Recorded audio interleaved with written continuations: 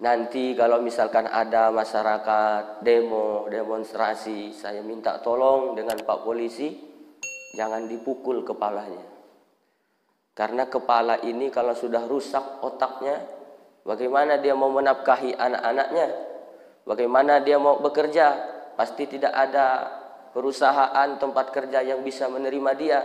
Kalau sudah gila, stres, dia tidak bisa sholat. Maka bapak yang memukul kepalanya sampai rusak otaknya, bapak yang menanggung dosanya.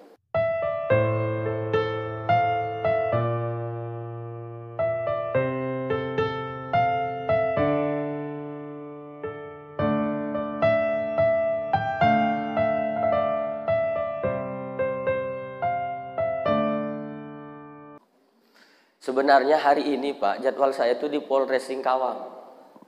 Jadi sudah 3 bulan yang lalu dari Polres Singkawang menghubungi saya, Ustadz bisa ceramah hari Rabu tanggal 2 di Polres Singkawang. Insya Allah siap, sudah saya rekap di jadwal.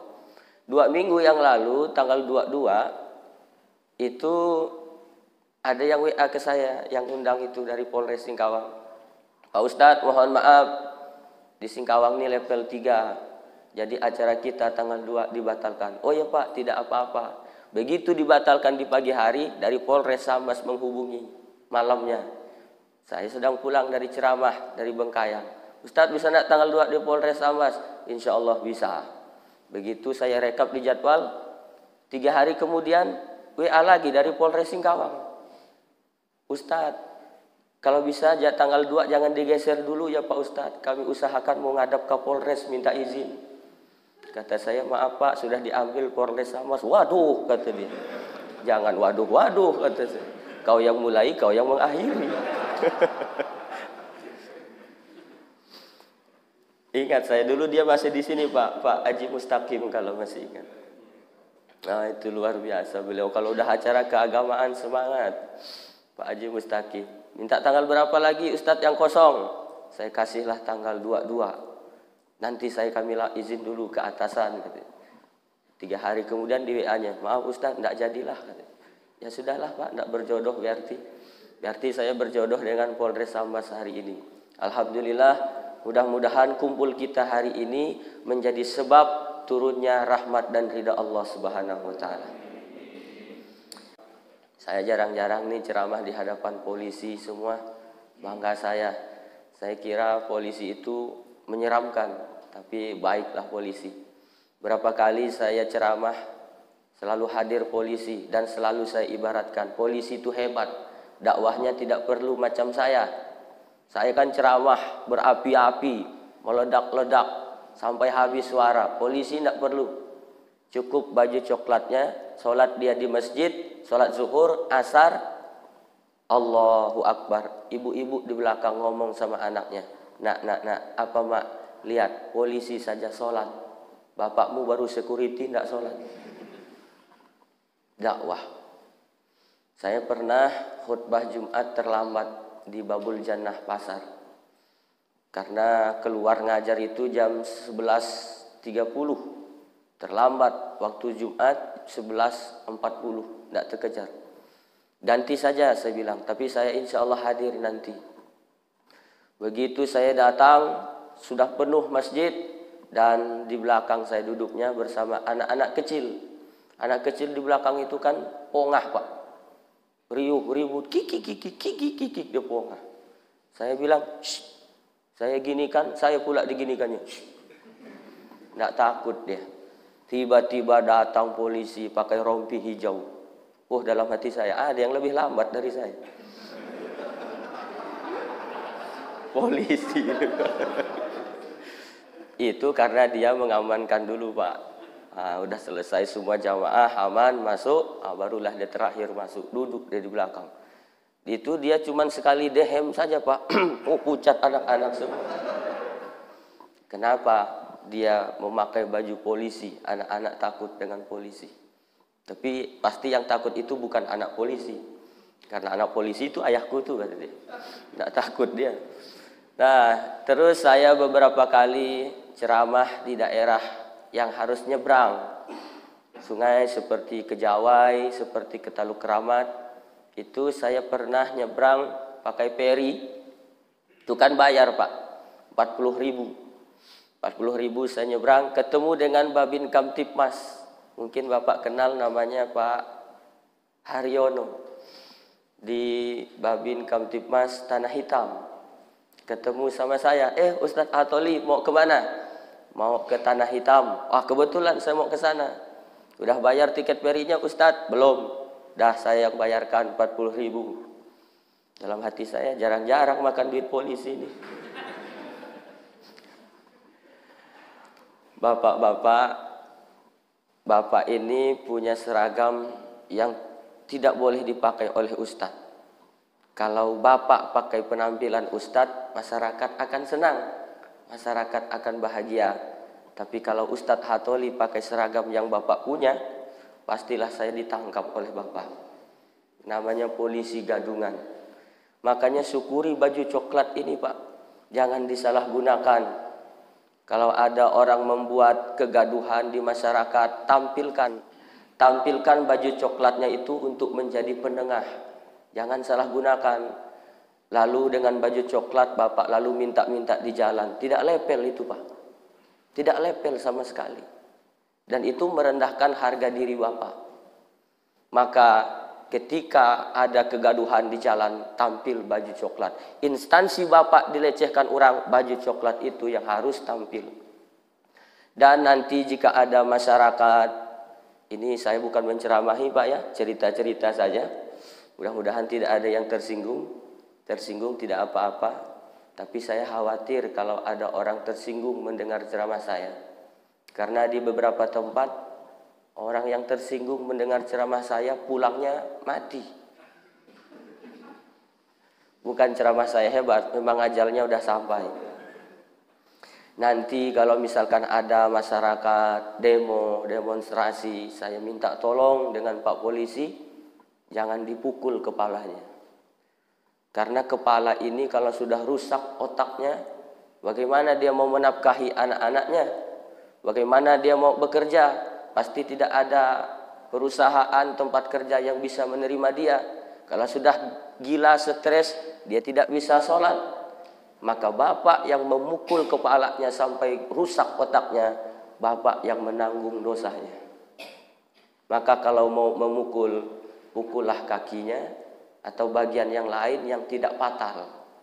Nah, ini nasihat untuk kita semua bahwa polisi adalah sahabat rakyat. Polisi adalah sahabat, bukan menakut-nakuti, tapi benar-benar melindungi, mengayomi, dan melindungi masyarakat. Saya ini ustadz, cuman ngomong, ceramah berapi-api, tidak ada orang yang dengar. Di sini dulu, di Sejangkung, saya tinggal di Sejangkung. Itu kalau sudah acara band, mana bisa saya menceramahi orang acara band Pak, malam-malam. Tidak bisa. Acara band itu kan artis-artisnya tuh keterlaluan.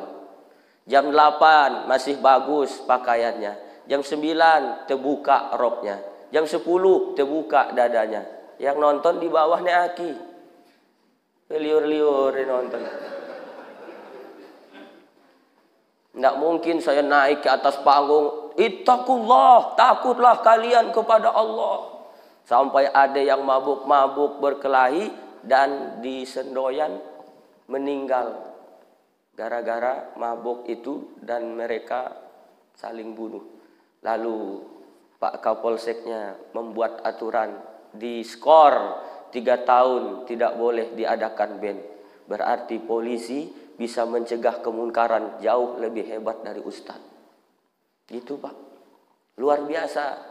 Makanya bersyukurlah Bapak Ibu yang menjadi polisi. Insya Allah nanti di akhirat banyak polisi masuk surga. Tergantung digunakannya untuk apa amanah yang Allah berikan itu. Nah, sebenarnya motivasi tertinggi dalam kinerja itu apa? Motivasi tertinggi dalam kinerja, dalam bekerja cuma satu Pak, ibadah. Satu saja, ibadah. Banyak orang ngundang motivator untuk memberikan motivasi kepada karyawannya. Semangat, semangat. Dimatikan lampu, dibuatlah audio visual. Sukses, sukses, semangat, semangat. Begitu keluar dari gedung, letoy balik. Lemah. Tapi kalau sudah menyangkut keimanan dan bekerja itu adalah ibadah, maka insya Allah kita semua akan semangat bekerja. Bapak-bapak, bapak ibu yang polisi, yang polwan, laki-laki dan perempuan, kalaulah bekerja hanya sekedar bekerja, maka monyet di hutan juga bekerja. Kalaulah hanya sekedar mencari makan, binatang juga bekerja mencari makan. Bahkan monyet dibandingkan dengan kita, mungkin lebih pintar monyet daripada kita. Monyet kalau dilatih dia naik ke pohon kelapa, bisa dia milih kelapa muda dengan kelapa tua. Pandai monyet. Kita kadang-kadang disuruh milih kelapa muda, tua. Disuruh ambil kelapa tua, malah muda. Nah, jadi kalau begitu, pertama, niatkan bekerja itu untuk ibadah.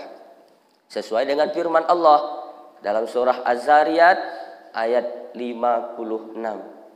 Wa ma khalaqtul jinna wal insa illa liya'budun. Tidaklah aku ciptakan jin dan manusia kecuali hanya untuk beribadah kepadaku. Nah, sekarang baru masuk bekerja. Kalaulah bapak ibu bekerja ini belum azan subuh sudah bangun, siap-siap mau ke kantor, tidak boleh terlambat datang ke kantor. Nanti pulangnya lagi malam. Bahkan kalau ada jadwal bupati yang tidak jelas itu bapak harus ngawal kemana-mana. Kan suka tidak jelas jadwal bupati itu kan. Harus ngawal kemanapun, harus ikut. Bayangkan kalau tidak bernilai ibadah, hanya dapat lelahnya saja kita Pak.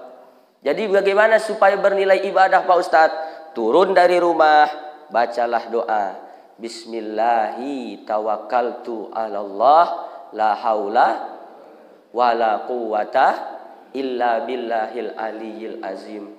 Maka setiap langkah kaki, setiap ayunan tangan, kedipan mata, hembusan napas, detak jantung bernilai ibadah di sisi Allah Subhanahu wa taala. Andai bapak mati dalam bertugas, dapat pahala jihad fi sabilillah. Itu motivasi terbesar kita. Dan kalau sudah Allah kita sebut dalam bekerja, iman akan ikut ke kantor. Mau ngambil sesuatu yang bukan hak kita, bunyi iman. Jangan, kau tidak berhak, kau tidak berhak, nanti tidak halal. Anak istrimu jangan kau beri makanan yang haram. Jangan sekali-kali berlindung kita kepada Allah kalau sampai memasukkan sesuatu yang tidak halal ke dalam perut anak istri kita. Karena kata Nabi, ayyuhma lahmin, setiap daging nabata min haramin, yang didapat dari yang haram, fannaru aulabih, maka neraka lebih layak baginya untuk membakarnya. Nauzubillahi min zalik.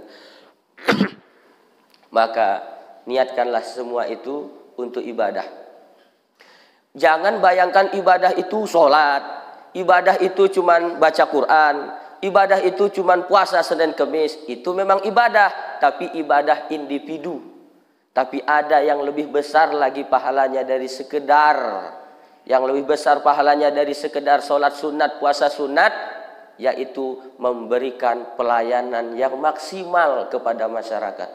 Misalkan, maaf ya contoh saja, saya tahu di Polres ini ketika saya mau vaksin 1-2 di sini, saya lihat ibu-ibunya megang mushaf Al-Quran, memberikan pelayanan. Ketika pelayanan datang, dia lepas Al-Qurannya, dia berikan pelayanan. Saya vaksin di sini 2 kali Pak, walaupun waktu itu tidak ada yang kenal. Ibu-ibu waktu itu lupa saya namanya. Abang maju bang, kata dia. Iya bu. Vaksin berapa? Vaksin kedua bu. Mana lihat yang pertama? Dilihatnya. Oh Ustaz Atolia. Maaf ya tadi saya abangkan. Dalam hatiku dari tadi lagi.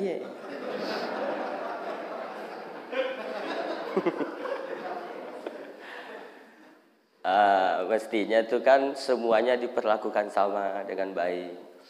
Misalnya di Polres Sambas ini ada yang rajin sholat duha, sholat sunat.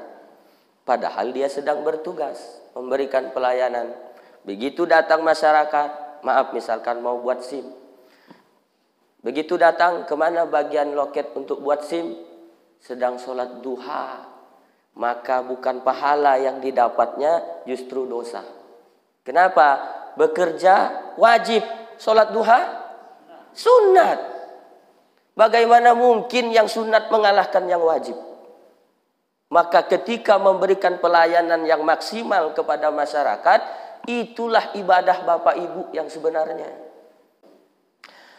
Jadi intinya, kalau sudah semuanya kita niatkan untuk ibadah, maka tidak berani kita melanggar aturan.